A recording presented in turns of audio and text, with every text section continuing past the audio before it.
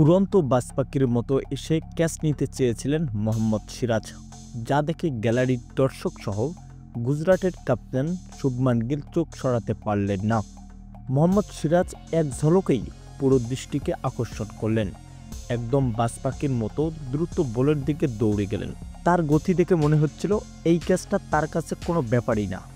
ঠিক তখনই বাজ পাখির মতো উড়ে এসে ক্যাচ ধরার প্রচণ্ড চেষ্টা করেন মোহাম্মদ সিরাজ।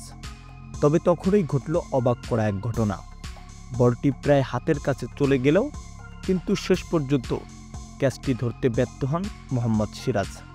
তার হাত থেকে মাঠে পড়ে যায় বল, আর পুরো গ্যালারি স্তব্ধ হয়ে গেল। কারণ মোহাম্মদ সিরাজ যে আক্ষেপটা নিয়ে দৌড় দিয়েছিল সেটাতে সক্ষম করতে ব্যর্থ হয়েছেন।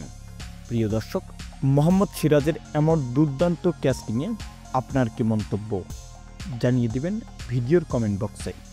ভিডিওটি ভালো লাগলে লাইক এবং সাবস্ক্রাইব করবেন।